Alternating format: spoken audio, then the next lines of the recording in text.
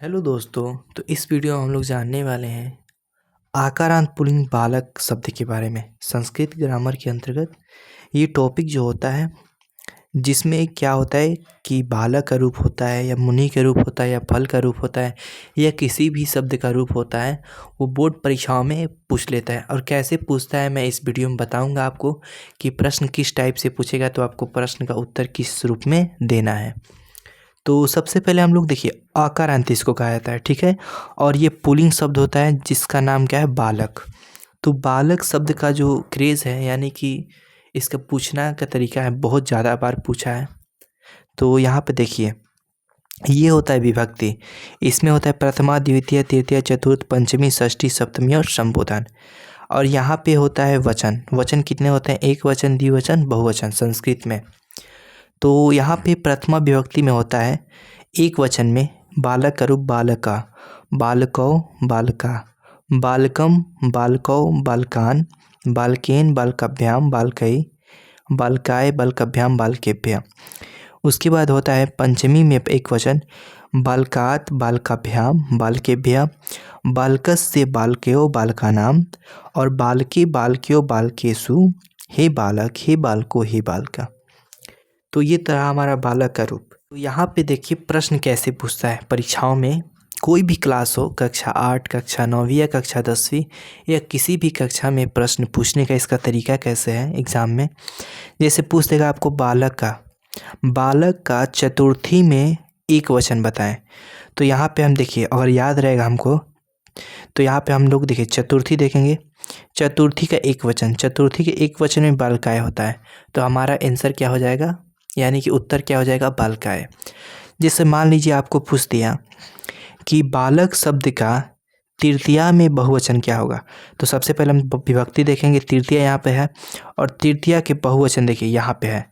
तो तृतीया इधर से चलेगा और बहुवचन जहाँ पे दोनों मिलेगा वही हमारा क्या हो जाएगा, उत्तर हो जाएगा। तो यहाँ पे बालकई, बालकई क्या हो जाएगा, तृतीया का बहुवचन। उसके बाद देखिए और पूछता है कि बालक शब्द का पंचमी में प्रथमा विभक्ति क्या होता है, यानी कि एक वचन क्या होता है। तो यहाँ पे एक वचन में देखिए पंचमी का एक वचन जो बालक का रूप होता है बालकात होता है।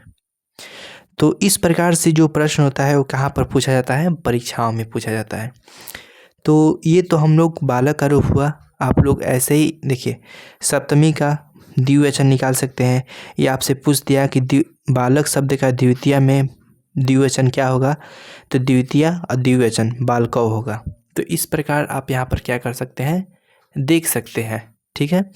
अब हम लोग बढ़ते हैं दूसरे रूप की तरफ। दूसरा हमारा इम्पोर्टेंट एक आता है आकारांत क्विलिंग, ठीक है। ये होता है फल का शब्द, फल रूप का पूछता है बहुत परीक्षाओं में। तो इसका भी देखिए सेम है बालक जैसा, ठीक है।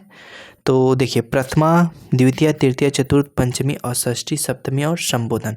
संबोधन को ही प्रथमा विभक्ति कहा जाता है, यानी कि जो संबोधन होता है वो प्रथमा विभक्ति के अंतर्गत आता है। संबोधन कहिए या प्रथमा कहिए, दोनों क्या बात क्या है, बराबर है।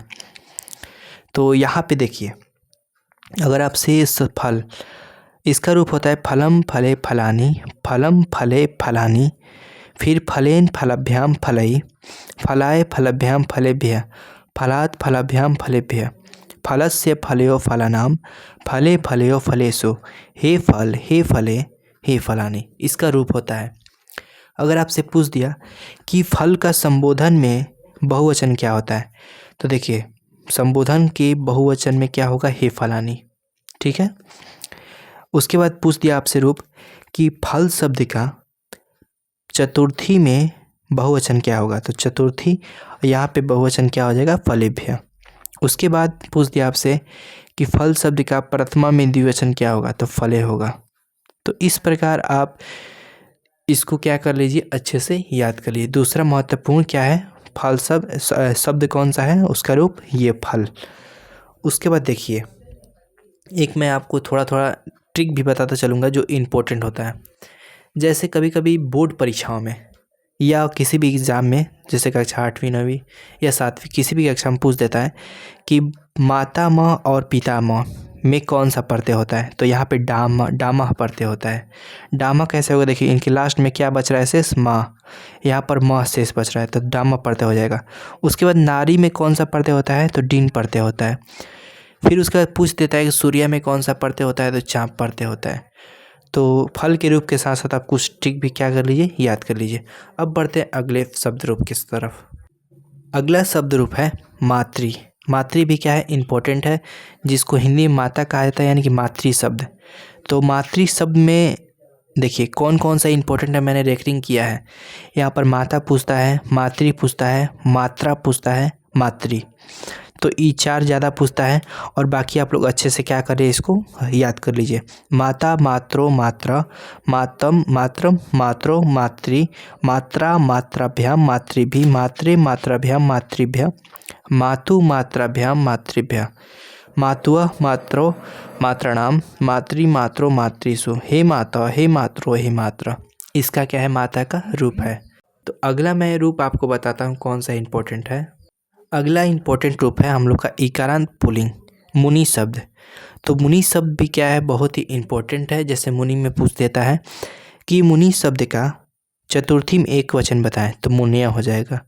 षष्ठी में द्विवचन बताए तो मुनिया हो जाएगा। तो आप इसको भी क्या कर लीजिए, अच्छे से नोट कर लीजिए। आइए फिर एक चीज़ समझते हैं हम लोग यहाँ पे द्वित्व के बारे में। द्वित्व क्या होता है? तो एक ही शब्द को 2 बार उच्चारण करना द्वित्व कहलाता है। जैसे नगर नगर, गांव गांव, शहर शहर। तो इसको हम लोग क्या कहते हैं? द्वित्व के अंतर्गत रखते हैं। अब बढ़ते हैं हम लोग अगले शब्द रूप की तरफ। अगला शब्द रूप है हमारा उकारांत पुल्लिंग, साधु शब्द। ठीक है, तो साधु शब्द भी क्या होता है? परीक्षाओं की दृष्टि से इम्पोर्टेंट होता है। तो साधु शब्द को भी क्या कर लीजिए, आप लोग याद कर लीजिए। उसके बाद अगला हम लोग देखते हैं लता शब्द। लता जो होता है वो आकारांत स्त्रीलिंग होता है। ठीक, तो लता शब्द में भी पूछ लेता है कि जैसे सप्तमी का एक वचन लता में क्या होगा? तो यहाँ पे देखिए आप लोग, सप्तमी का एक वचन लतायाम होता है।